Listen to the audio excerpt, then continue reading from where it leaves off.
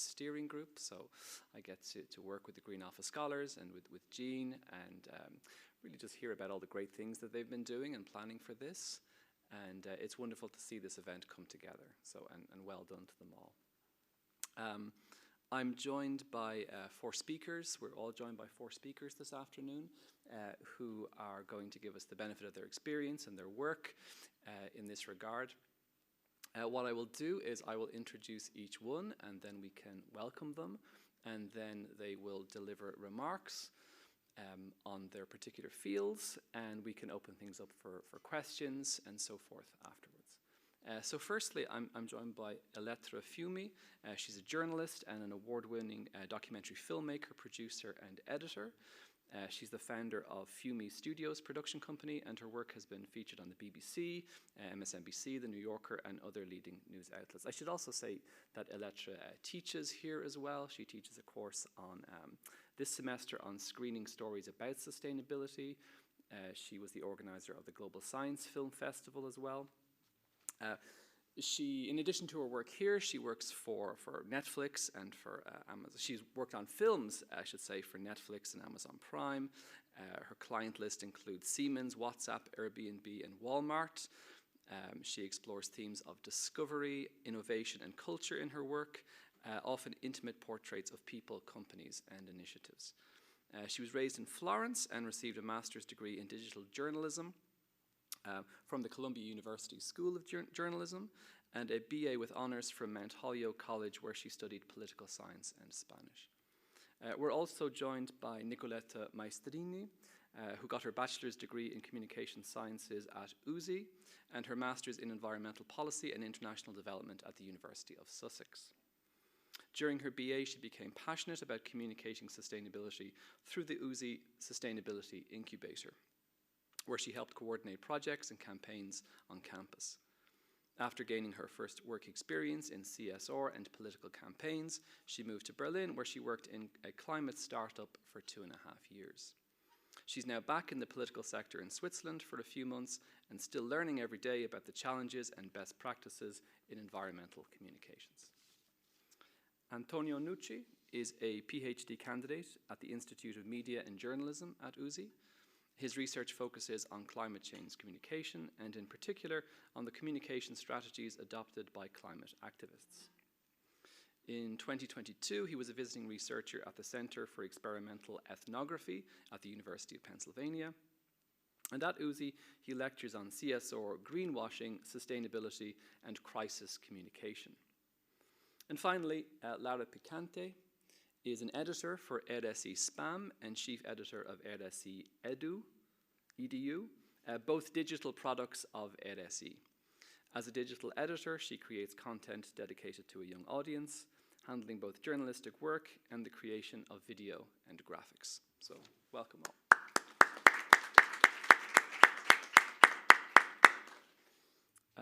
And I suppose the question dominating or looming over us is to put to each of you is how your work uses storytelling as an avenue to shape the narrative on sustainability. So with that, I will pass to our first speaker. Thank you. Thank you for that beautiful introduction. I'm humbled and honored to be in the company of such amazing people with so much experience. It's very hard to say everything that goes into making a film about any topic, but especially sustainability. So I tried to break it down in the things that sort of matter most to me in hopes that it can kind of trigger some thoughts in you. Agency is a word that I think a lot about when we think about sustainability. We have power and control over how we impact the world, but also in how we tell the stories about our world. Now, I will go down and explain the different ways in which I try to engage with this topic of agency. Sustainability is a multifaceted issue. Just very basic thought, like electric cars are great for the environment, but where do the batteries go next? So when we talk and study our issues, it's not just information that we pursue in our search for curiosity, to fulfill our curiosity, but we have a big responsibility when then we translate that information for a bigger audience. And the point is exactly that, to reach a bigger audience. So if you're talking about very specific topics of science, for example, you might go interview a scientist who has a PhD in a very, very specific topic. But then when you interview him or her, the information is very, very complex, and it will not reach and be digestible to a mainstream audience. So you need to really hear, listen, digest it, and then select the quotes that you think best encapsulate that information and contextualize it. One example is a documentary called Seaspiracy, which I don't know how many of you guys have seen it. I loved it. I thought, wow, oh my God, like I can't eat seafood anymore. I love it. That's a big problem. But then there was an interesting Guardian article that said that actually a lot of the quotes were taken out of context. So, you know, it's, even if somebody tells you something in an interview, you think it's verified. I started my career as a fact checker in journalism, and that's something I take with me always, and I try to teach my students to verify the information, not on Wikipedia or even in an encyclopedia, but really through cross-referencing, talking to a lot of different people. So when I work on a piece of video journalism or even a documentary for a brand or a feature-length documentary, I'll talk to like 100 people, and then maybe 3 of those quotes actually end up in the film. It's hard also to make those decisions. We have the agency as filmmakers and storytellers that it's our voice. So that empowers us, but also burdens us with a huge responsibility.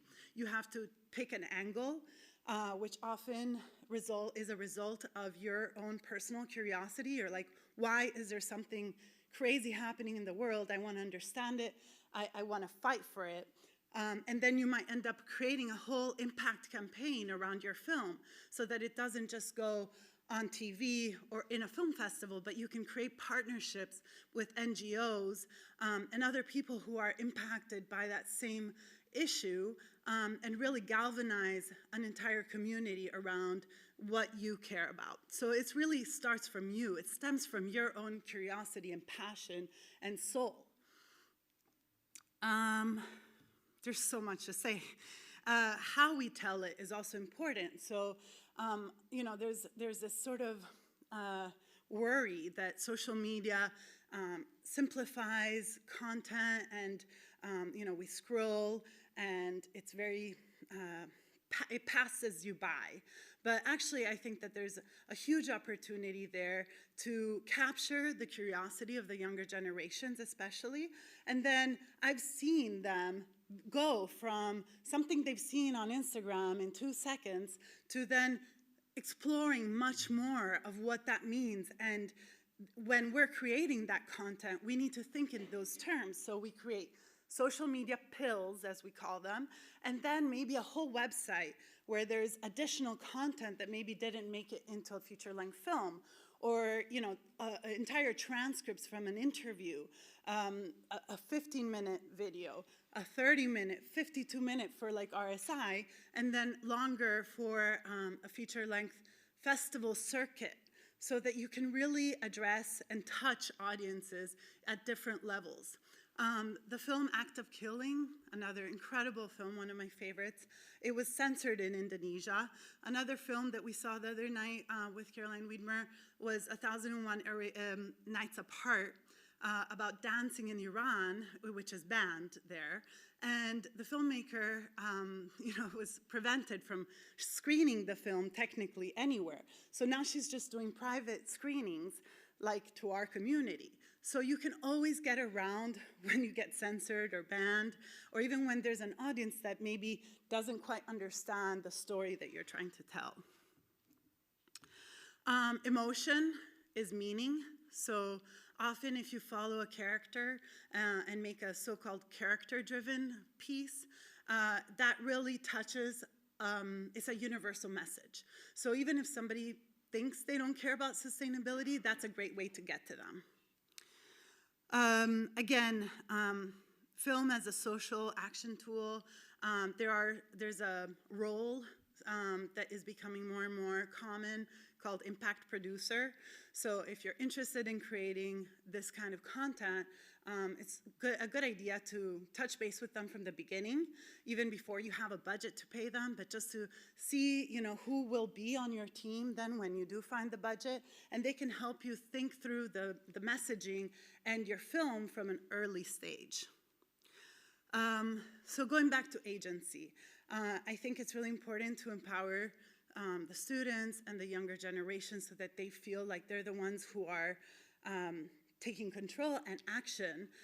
So the Global Science Film Festival that we just did was, I think, exactly that, because the students were able to organize it themselves and understand the importance of not just creating the content, but then how does it reach your audience. Thank you.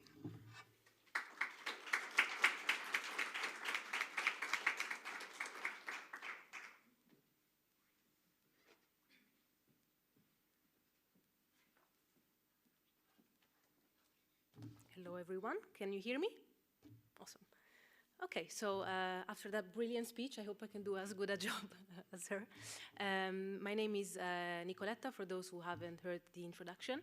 I'm currently working at WWF on a political campaign, but I would like to actually tell you a bit about my experience working in a startup in Berlin, to kind of give you an overview of the main aspects I learned about communicating sustainability to the public. So after my university studies, I moved to Berlin, where I started working in a startup whose goal was to provide tools to everyone, so to individuals, to take climate action.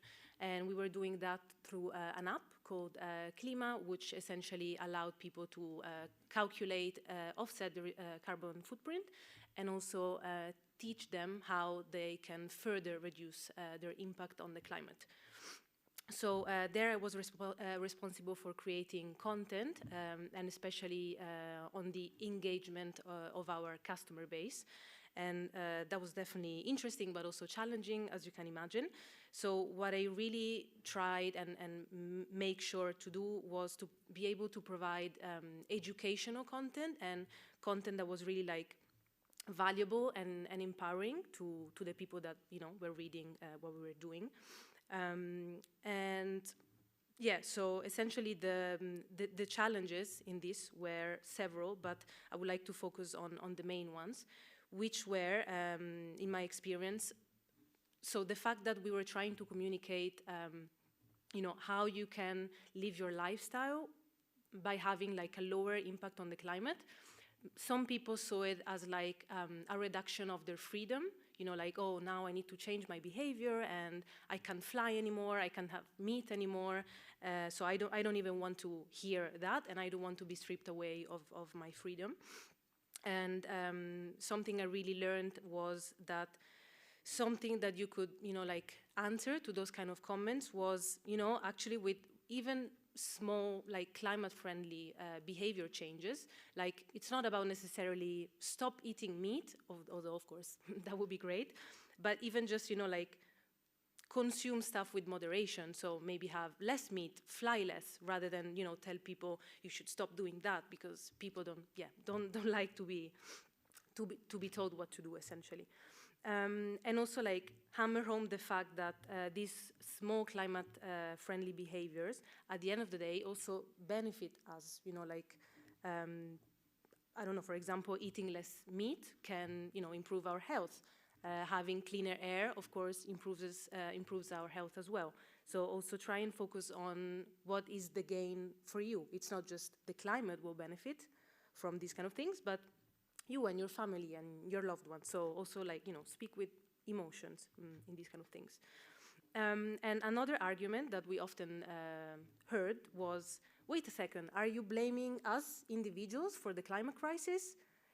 this is like, you shouldn't, we're not at fault, corporations are. And in fact, I don't know if you've heard of this, but a few years ago a study came out that said, I think 100 multinationals are responsible for 70% of global carbon emissions.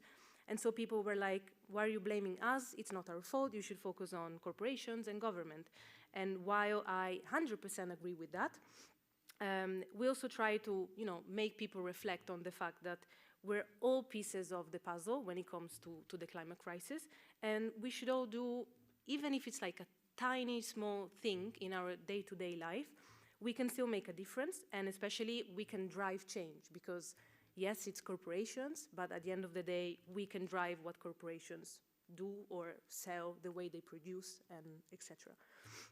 And another thing was also skepticism on solutions. So not necessarily, climate change deniers who are still around, but I think nowadays it's mostly, okay, yeah, I believe in climate change, but I don't agree this is the solution. And well, I mean, I think that's a big problem, because the solutions are in front of our eyes, and I think it's just time that we finally act. So that was often, like an answer we were giving. Okay, yeah, this may not be the solution, but it's one of the many solutions we need to implement. So the way we were actually kind of handling these, like this criticism and these kind of challenges, were by focusing on the content, like content creation strategy itself. So for example, focusing on the fact, as you also mentioned, we're talking with people on social media, through the blog, newsletter, so like a really like fast and quick environment. And so we need to provide these like, climate pills that are like clear and simple and like appealing to people, that are easily digestible and that make people, stop scrolling like, ooh, okay, ooh, that's an interesting fact about, meat consumption and the greenhouse gases by the, I don't know, beef production, for example. So make sure that the information you provide is, easily digestible and appealing in a way. Another thing was, our audience was already really aware of the climate crisis, and so we had to be really careful with the sources we were using. So always make sure that we were providing or using trustworthy sources, and always, quoting everything, because people were actually really aware of that. But most importantly, I would say, was framing our messages positively and always providing solutions. So of course the climate crisis is, very negative and sometimes also depressing to hear. So it's fine to actually, mention all this like negativity, but it's really important, in my opinion, that at the end you always provide solutions. Okay, yes, we are screwed, sorry for my word, but there are solutions, we can act, and you can act as well. So that was really, really important. And as I said, these were people that were already really aware and also active in the climate space. But of course, there's also people that are not. So as a conclusion, I would say my I don't know, like advice to you from my like humble experience is, when you want to like communicate and create content around climate change on social media, online, whatever. First of all, it's really important to understand your target audience, but even just like when you have a normal day-to-day conversation with someone, understand the person you're talking to and which kind of relationship they have with the climate crisis. Do they care about biodiversity disappearing, for example? Do they care about, oh, this is going to have a really bad impact on the economy? Do they care about the migration flows that are going to increase? So try to like kind of establish a common ground with the other person, so that you can like establish a kind of like empathy, and also have a good conversation with them, either online but also in person. And also emotions versus facts. I think that's also like a really interesting dichotomy, because I personally think emotions are more powerful, and it's also good to talk about facts, because of course those are also really shocking sometimes and they catch people's attention. But it's also important to always kind of associate those facts with emotions and how the person feels, and also make sure never to judge that person and never to attack that person, but always like really like listen to what they have to say and make sure, yeah, you're not like criticizing or have any like stereotypes in mind, because that's, that usually doesn't help. And as I also mentioned, lastly, talk about the benefits and the solutions. So not just, you know, like highlighting how dire the situation is right now, but always, yeah, talk about the solutions that are already out there and we can actually invest in them. And also maybe talk about the impact that we already achieved as a collective, yeah, group worldwide. So maybe, I don't know, the impact that has been created in your own community, for example, or yeah, always focus on the positive. And just a personal story, I was on the plane, which is very bad, I know, a few weeks ago, and a woman sat next to me, and she said, oh, sorry, again, another bad word is coming out, but she said, what is all this bullshit about climate change? Look at all the snow on the mountains. And I was like, wow, okay. So I stayed silent for like 10 minutes. I was like, I'm not going to interact with this woman. And I was like, ooh, like raging inside. But at the end, I was like, no, okay, I'm going to regret it if I don't say something. So I just turned around and I said, could I ask you why you think climate change isn't real? And then she talked to me for like half an hour without giving me the chance to speak.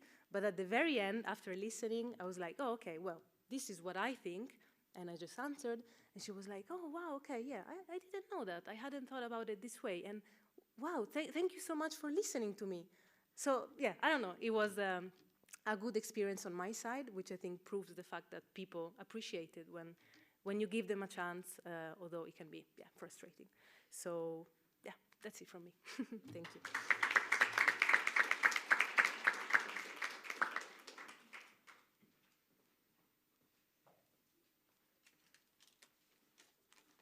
Hello, everyone. Can you hear me? Good. It's funny, that amazing presentation, and I'm very happy to be here. Thank you again for inviting me.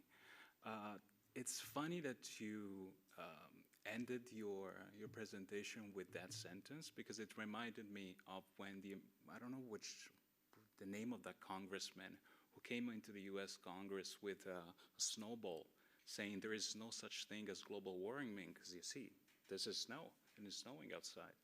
There are weird ways of looking at certain things.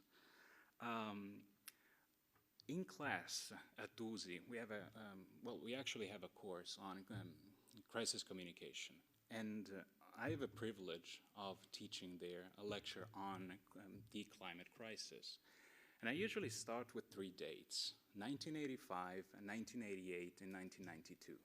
Now, in 1985, the beloved scientist Carl Sagan was called in front of the US Congress to talk about climate change and how it could, what was it and how it could have impacted our lives back then. In 1988, James Hansen, the NASA climatologist, went in front of the US Senate this time, telling people that, telling senators that climate change was of course real and it was man-made. Jump 4 years after, 1992, this very young Canadian-Japanese activist named Severin Kalle Suzuki, she was 14 at the time, went to the Rio Earth Day in front of governments, in front of big institutions, and asked, she's called the girl who silenced the world for 5 minutes. She asked governments to do something about the climate for for her generation and for the generations that were about to come. That does sound familiar, right? I mean, we've been seeing the same things in the last 40 years, and that is what is difficult when it comes to teaching climate change and talking about climate change communication, because it is an issue that is very difficult to see. If greenhouse gases were green, we wouldn't have this type of issue. I mean, we would be surrounded by this type of green air, and we would try to solve it as soon as possible. But still, we have not been able to do that. We've proposed solutions, but if we are still here trying to talk about it, something went wrong in how we told that type of story. Climate change is a problem, as it's framed, sounds very distant in time and very distant in space. We usually think about certain countries around the world. We rarely look outside and say, oh, look, there is no water in Switzerland. There is no, very few amount of snow here, just to give you a couple of examples. And that is a problem when it comes to, conveying this type of message to the public. And why is that? Because there is a risk for them to be fearful, and just to ignore that type of rhetoric. When we hear a bad news constantly, when we hear something that makes us feel guilty, usually we tend to ignore it. We just say, yeah, well, that is an issue, yes, it's true, but let's not worry about that. I've got other problems right now to take care of. And that is a problem. That is a problem because ignoring this type of issues can create some, how can I say it politely, problems when it comes to finding solutions, because you cannot solve a problem that you do not see. When we look at activists, on the other hand, we got two types of rhetorics. We got doom and gloom. There is no planet B. We are all going to die in 15 years if we don't reach the, stay within the 2 degrees threshold. But at the same time, when we look at activists, what we should see is optimism. Because would you protest to something that you know that would not be solved? Would you talk to someone with whom you know, that you know will not listen to you? And that is probably one of the biggest themes, especially when they talk about the climate crisis.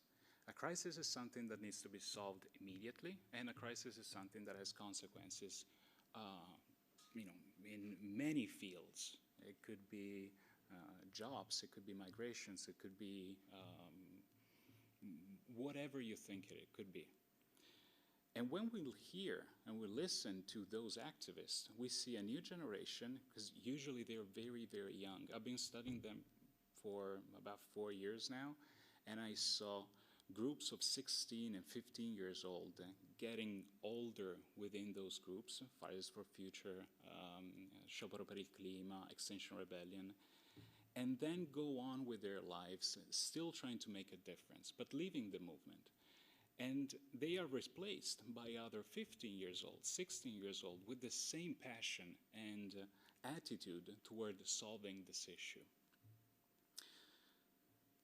When we look at climate crisis as a theme, though, we cannot avoid looking at how it's portrayed. And media often have not been able to portray it in a good way. Scientists as well, us researchers in the same way. We wouldn't be here if we have done things correctly from the get-go. There is an interesting research that is put forward by the Yale Program on Climate Change Communication. They have this quantitative research throughout the United States where they have this survey that they send every 2 years. And there are two very interesting questions in my opinion. One that says, have you ever witnessed the impacts of climate change in your life, in your everyday life? And 54% of the population said no. Now, weirdly enough, and I know that there might be some politics involved in that, the Midwest and the southern part of the US have the stronger no, I have not seen that. But still, if we look at tornadoes in the Midwest, look at what happened in Oklahoma 3 weeks ago. If we look at hurricanes between Florida, Louisiana, and the Gulf of Mexico, those are examples of climate change. Therefore, something within communication hasn't worked out. 66% of those people at the same time say that they hear talking about climate change less than once a month. Again, that says a lot. Now, optimism is the hopefully the way to go, because without that, again, we wouldn't be here and we wouldn't be doing what we are doing. And this is a type of message that I try to, I don't know if successfully or not, but convey to the students in class. And to live on an optimist note, I chose 1985 not just because Carl Sagan was invited to Congress, but also because there was a meeting here in Switzerland, in Geneva, between Ronald Reagan and Mikhail Gorbachev. Cold War, Soviet Union and the United States were, at the end of the Cold War, but still they didn't like each other a lot. They were both very big fans of science fiction. And it's said by some researchers of the Smithsonian that they too went on for a walk with just their translators, and they started talking about science fiction. And Ronald Reagan asked Gorbachev, if aliens were to invade the United States, would the Soviet Union do something? Gorbachev looked at him and said, yes, of course, because that is a global problem. It's nothing to do with us being enemies. That's a global issue. We have to solve it together. Would you do the same for us? And Ronald Reagan, of course, said, yeah, absolutely. And they went on, walking and laughing. So if the Soviet Union and the United States were able to, as a joke, but still able to come up with, yes, if it's a global issue, we can cooperate, I'm pretty sure that we'll be able to do the same thing right now with the climate crisis. Thank you very much.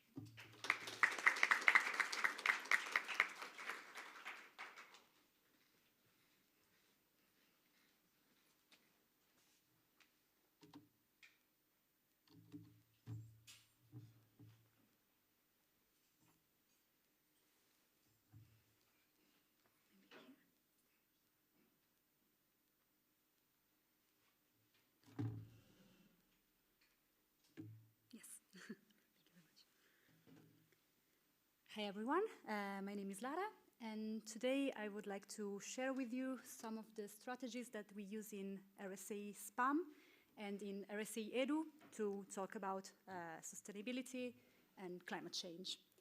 But first, let me briefly introduce you to RSA SPAM. SPAM is a digital social product dedicated to a young audience. Our target is about between 17 and 25 years old, almost. And it's a magazine of infotainment. That means that it's a combination of information contents and entertainment contents.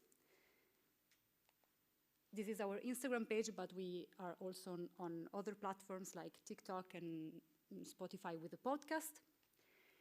In SPAM, we talk about a lot of things, about a lot of topics, and obviously sustainability, climate change, and the climate crisis are very relevant topics for our audience because the younger generation are and will be the most affected by this crisis. For this reason, we try to cover them and to talk about those subjects almost on a daily basis. Since we work mostly on social media, we try to use all the format that those platforms can offer. So we create posts, carousels, reels, longer videos. We interview people, a lot of things. And this is more or less our editorial approach. The first thing we do is choosing the topic. It could be something trending on the web, a trend topic, or it could be breaking news or something more generic. Then we decide in our team which shape we want to give to the topic. Should we realize an entire video? Should we interview someone? Should we create a simple carousel or post?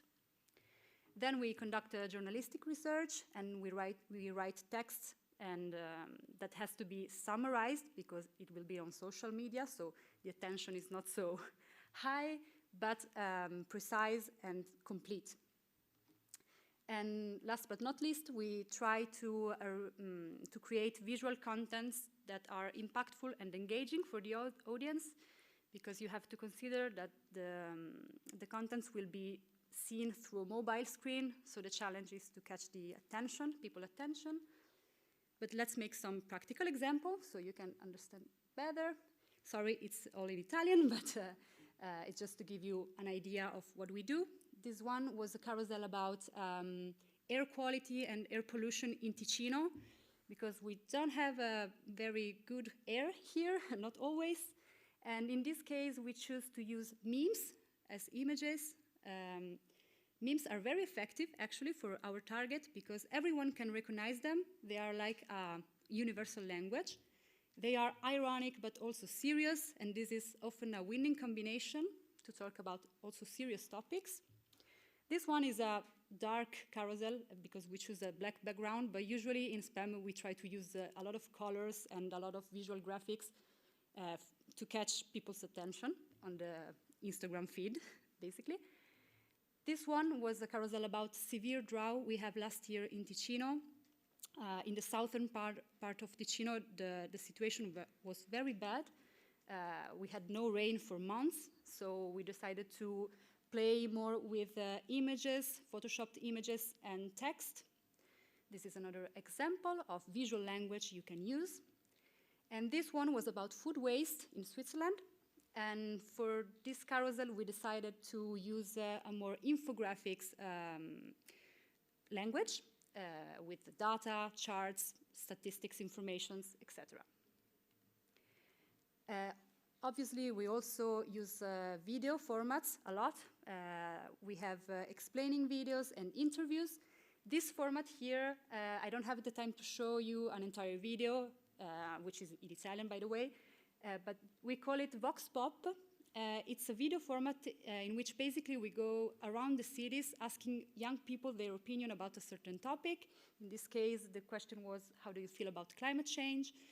And in this way, we are able both to create a content, but also to understand what people think about the topic, how much they know about it, and especially to keep in touch with our audience. Because since Ticino is a small reality, you really have the opportunity to keep in touch one-to-one with the people.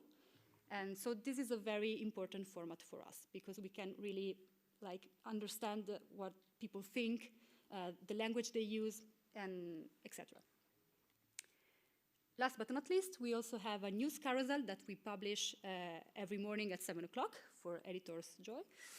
And we try to include every day a news related to climate change or to sustainability. It could be good news or bad news. We always hope for good news, but it depends. As you have seen, there are different visual languages you can use to talk about those kind of topics. You can be more ironic, you can be more scientific, using more statistics, informations, and data, or you can be more provocative. The last one is a campaign of Greenpeace. They use often a strong language. But you have to be very careful online, especially on controversial topics. Some topics are polarizing opinion a lot, especially on social media, and there is the risk that people start fighting in the comments, and that's never a good thing. And so you have to choose carefully the language you want to use, not only visually, but also in text and in titles. Let's make an example. Meat consumption. This topic will for sure trigger some people anger and disappointment, because some people doesn't agree that meat is not sustainable. And in this case, you can see how a simple title can be used in different ways, and each approach will have a lower or a higher risk to polarize opinion or to trigger people disappointment, to get people upset, etc. The first one, to the left, it's very aggressive. You can maybe catch the attention of people that already know something about climate change, that are already convinced of that claim, but you will for sure trigger other people, and that it's not our purpose. The second one is more open to discussion, but still tendentious. And the third one is more neutral. Okay, let's talk about it, let's expose facts, propose solution, etc. We also have in our work to fight disinformation and to give people the opportunity to form their own opinion based on facts and on data on a topic. For this reason, in spam, we changed our language over the time. At the beginning, we used to be very dramatic, very negative. We used sensationalistic titles, aggressive images. We use a very strong language. And we noticed that this will produce the opposite effects that we wanted. People will get anxious and reject those kind of topics. And so now we rather prefer to use a more positive approach and open to discussion, to give multiple points of view of a certain topic, to be more neutral and positive. Maybe you remember the news of activists throwing the tomato soup on the painting in London. We decided to talk about those events in multiple ways. First of all, we decided to do a carousel, asking ourselves and asking our audience, is it worth it? Does those kind of demonstrations are effective? Does they help the cause? Or are they rather upsetting and splitting public opinion? It was an open discussion, no correct answer, just talking about it. But a few days later, we decided to interview directly the two young girls who actually threw the soup on the painting, because we really wanted to do them the opportunity to explain their reasons. They're very young, they're passionate, so they were the center of the news, so we decided to give them the opportunity to explain their reasons. And obviously it's a provocative interview because public opinion was very split on those kind of demonstrations, because attacking art for the climate cause, it's kind of controversial, you can agree or not. But in this way, I think you can give really people the opportunity to form their own opinion, listening to others' people's opinion also. And last, I would like to briefly talk about RSA Edu, which is another product we have in RSA. It's a product dedicated to a younger audience, 12 to 15 years old, really young teenagers. It's a product who's dedicated to schools especially. We produce some videos, explaining videos about society, technology, and environment. They are more simple, and we try to simplify some topics for really young teenagers. And teachers can basically show those videos in the class as an introduction to a topic, and then the students can discuss to each other, discuss with the teacher about the topic. We talk about, I don't know, microplastics in the ocean, coral bleaching, e-waste, lithium for batteries, a lot of subjects, wildfires, glacier melting, etc. And they are more long. The duration of the videos is longer because the audience is younger. You have to explain it in another way than older one. And this is another example of how you can talk about some subjects about climate change, but with a different purpose and with a different audience.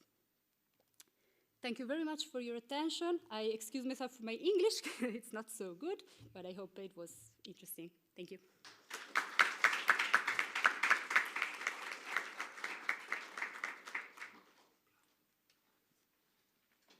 Well, thank you all so much for four wonderful presentations, and thank you all as well for all speaking in English. Grazie mille.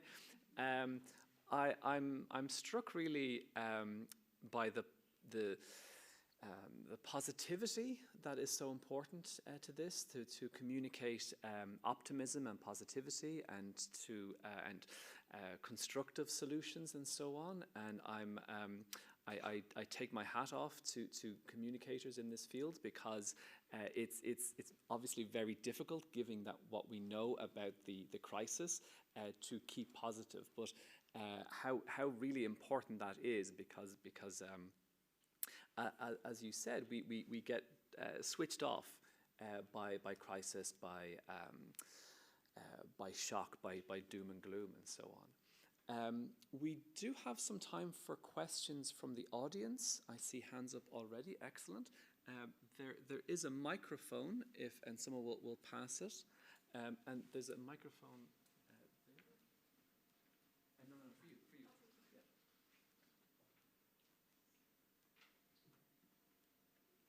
If you put your hand up again, thank you. I have a question as well as moderator. And maybe if I'll get you thinking about that, and that is, what's the biggest misconception you found that in terms of popular understanding of climate crisis that needs to be addressed and so on. So that's my kind of spare, but I won't abuse my position as moderator. And please, thank you. There's a switch on it. Yes. Yes. Well, thank you, first of all four of you. One of the biggest concerns we have is the misinformation that we receive, and it's just such a breath of fresh air to hear that the four of you are so focused on getting the right information and finding the right way. I was wondering, Lara, you did mention some of the things that work for you. I was wondering if basically all of you in the panel could share some things that you've noticed that how to put messages across that are non-polarizing, but that are actually informative and really bring people maybe to drive people to act in a positive, sustainable, responsible way. What have you found that actually worked, if maybe each of you have a thought about that? Thank you. Would someone like to take that?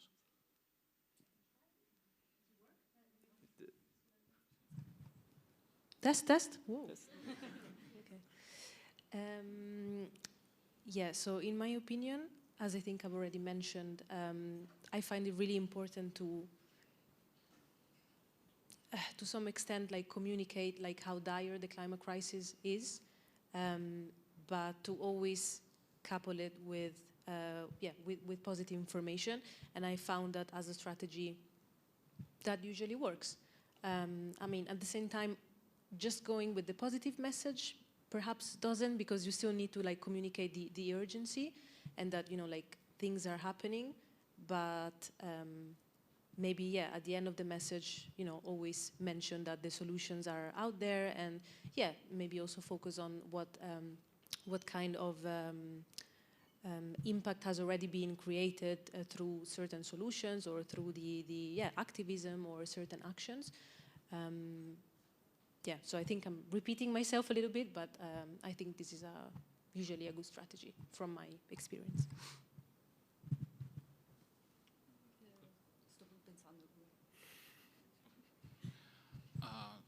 It's a great question. In my opinion, it's like in real estate, location, location, location. So you have to talk about where you are and address the local issues. That's something that we've noticed that catches people's eyes. So if I don't know, if I am here, I'm probably going to talk about the droughts that are about to come, because it's something that people can actually see and live with during their, you know, their lives.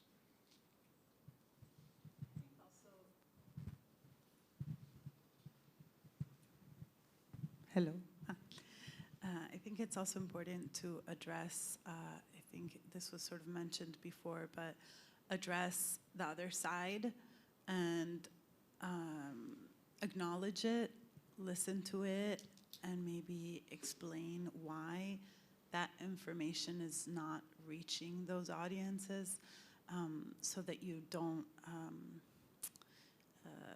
ignore the other side, but you start including them.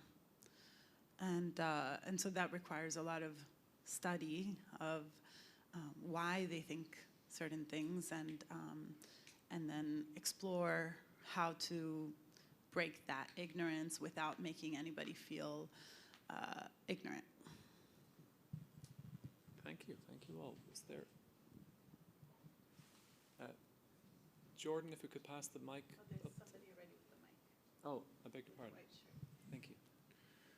Right, so I'd just like to address one statistic which was given, I believe, by Nicoletta, namely someone told her, well, why is it my fault, climate change, because it's 100 companies who make up 70% of the carbon footprint.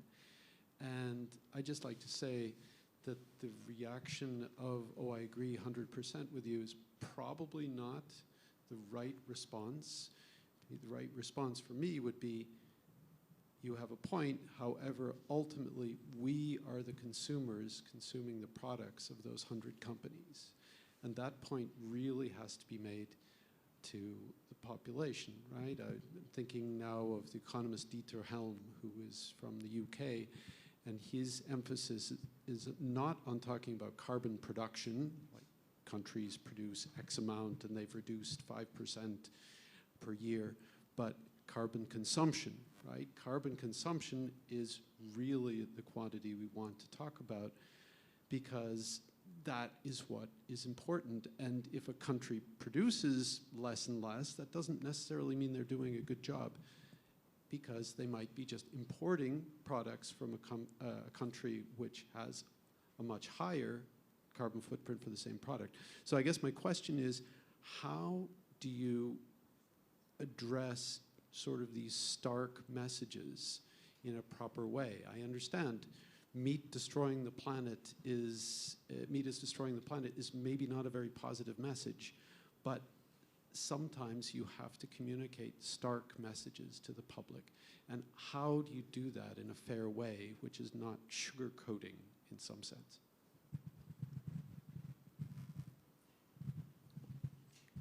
Sorry, I just wanted to say, really great comment. And also, like, I didn't really, that was not my reply to that person saying, I 100% agree with you.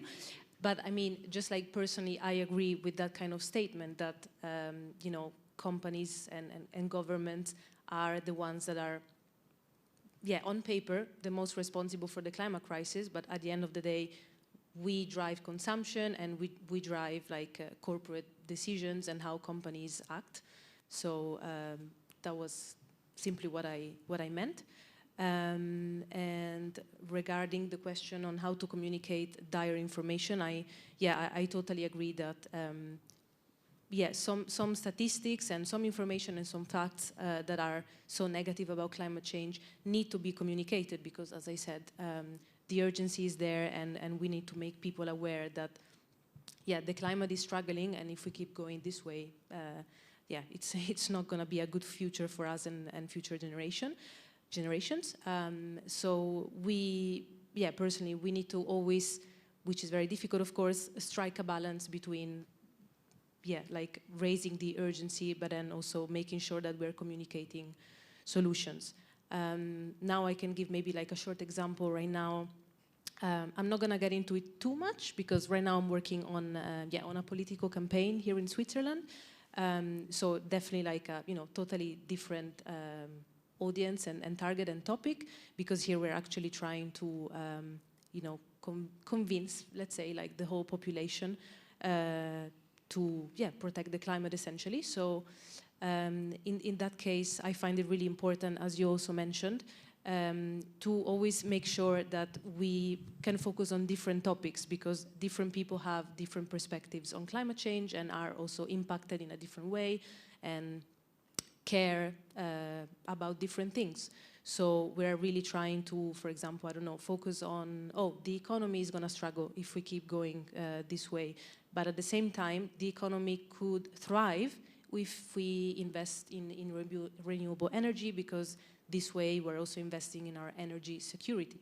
So that could be a topic. Then we can also talk about biodiversity and how biodiversity could also thrive in the future if we take action. So that's also a thing that I think is really important, that we focus on different topics so that we can cater to different audiences' interests, let's say. I personally agree that we also need strong messages. But what we noticed is that when we talk about sustainability actions you can take in your daily life, people always think that is a limitation to their freedom. It's like a negative thing. Oh, do I have to change the way I eat? I cannot eat meat anymore. Why?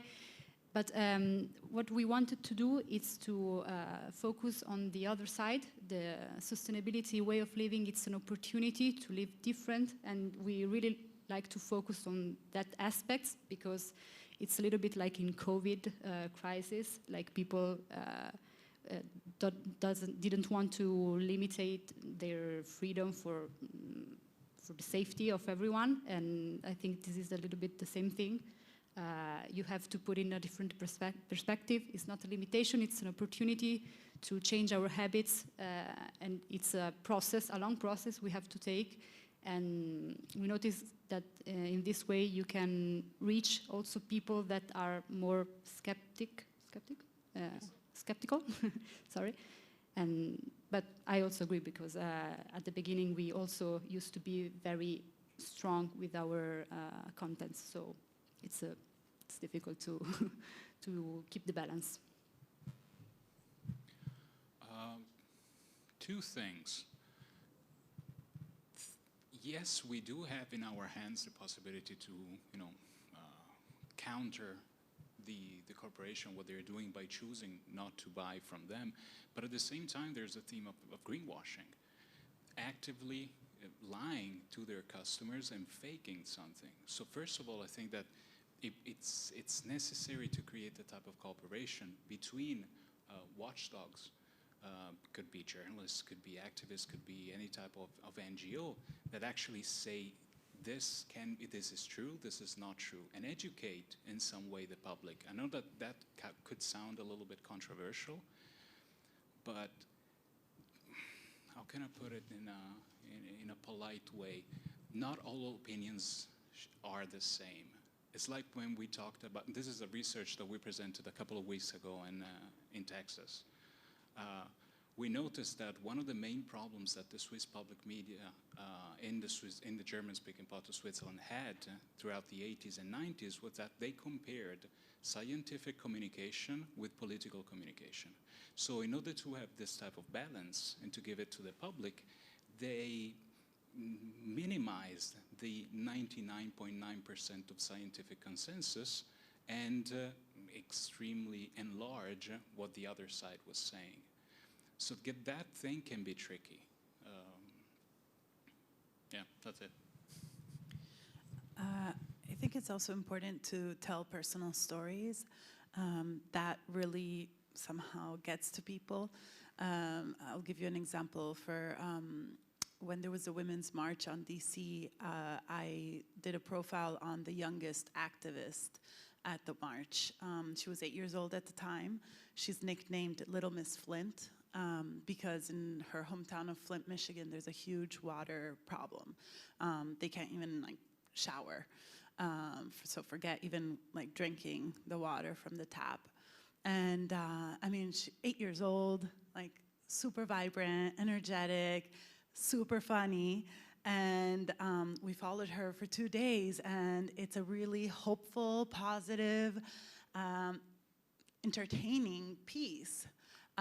But you realize, oh my God, water is fundamental to our well-being, and it's impacting this young girl in some town that maybe you've never been to, but somehow it starts it provokes thought and makes you think about your own geography, how is water being thought about where I live. And that was a very successful film. It was published on various outlets, including Teen Vogue.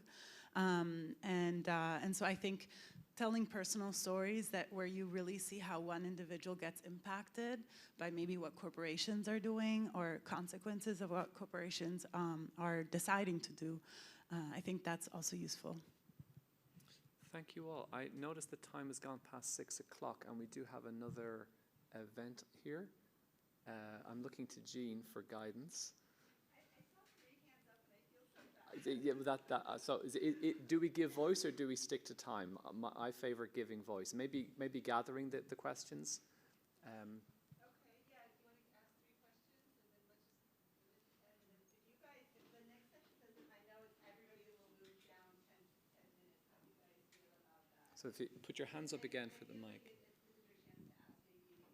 that okay with the next panel? Okay, maybe we can have Super, yes. Hello.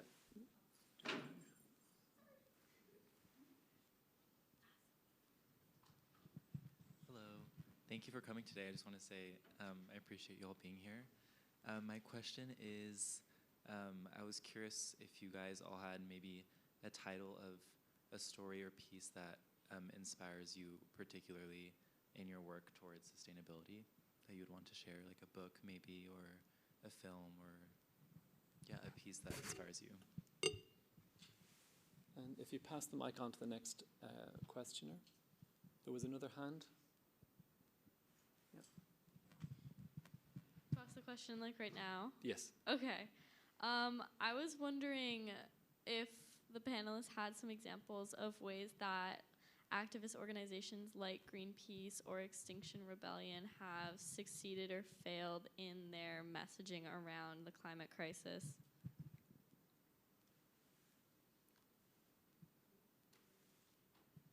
I think that might be it.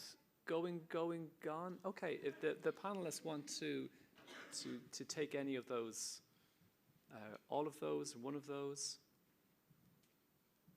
in terms of the messaging of Extinction Rebellion. I can start if you guys want. Okay, so one film that we actually screened at the Global Science Film Festival that really impacted me, it was Oscar nominated this year.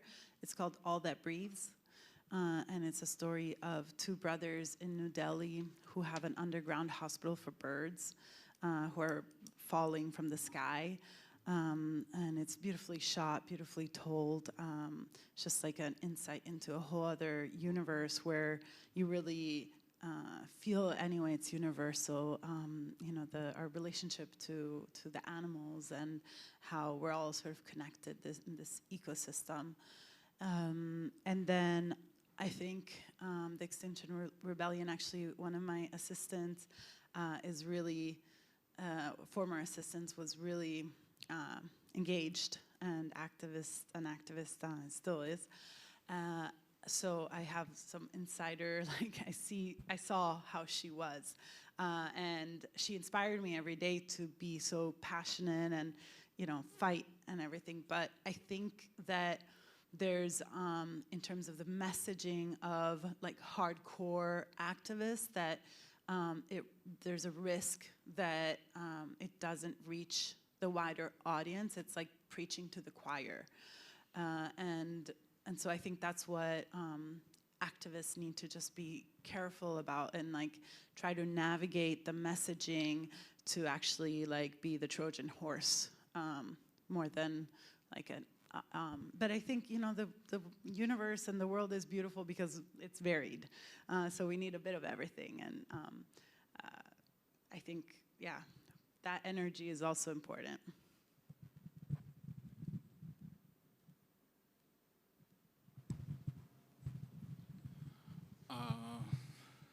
As a medium, probably any type of either David Attenborough documentaries. I mean, those things, we show them in class in a particular way. So we want to show those beautiful images in order for students to feel, happy when they exit class.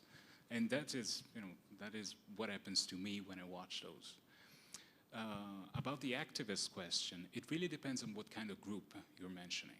Now, for some of those groups, if we mention Last Generation, which are the guys who throw paint at paintings, Extinction Rebellion in some cases, what they want media to do is not so much gain the public support, but they want the topic of climate change and the climate crisis talked about.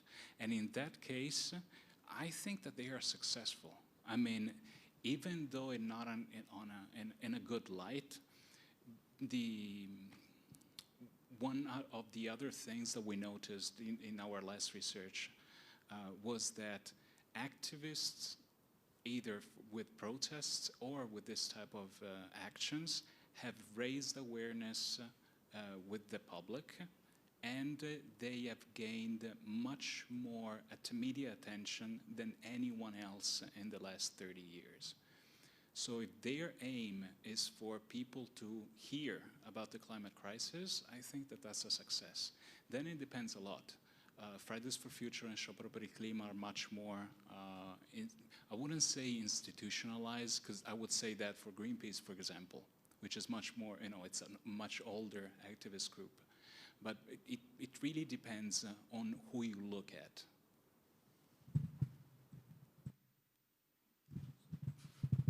I don't have a particular movie or documentary or book that inspires me, but I traveled a lot when I was young, and I still travel a lot. And I start noticing that there was something incredibly beautiful in the nature around the world and something incredibly wrong. I was in Indonesia a lot of years ago, and I went in a very beautiful waterfall filled with plastics everywhere. Everywhere, at every corner you look in the jungle, there was something in plastic. And I was like, okay, there's something we need to talk about. And when I came back, I start at my work asking to treat climate and sustainability topics. I don't have a scientific background. I'm not even a journalist. I'm just a content editor. But I start to getting more passionate about those topics by watching people, watching the world, watching nature, passing a lot of time in the nature, and that is mostly what inspires me to keep talking with people and discuss with people about climate change and environmental issues, etc. I just had to Google the book because I forgot the title. So this one is called How to Save Our Planet by Mark Maslin, who is a professor in some university in the UK. And I found it really, really cool because it literally has fact, like one after the other about climate change. So when you work in climate communications, it's like really an important resource to also maybe do some fact-checking and stuff like that. So that was really cool. As a writer, I would recommend, personally, I love George Monbiot from The Guardian, though he has a very strict opinion, so it's just personal. And I recently watched a documentary, I can't recall the name, but it was about the mountain gorillas in Congo, which maybe isn't strictly related to climate change, but still depicting the heroic role of this national park rangers literally risking their lives to protect the gorillas, which is still really related to climate change and how indigenous communities protect their habitats and do this amazing work. So I would recommend that. Well, thank you all, and thank you for your questions and for your attendance. And I'd like to ask you to once again thank our speakers for a wonderful panel. Thank you.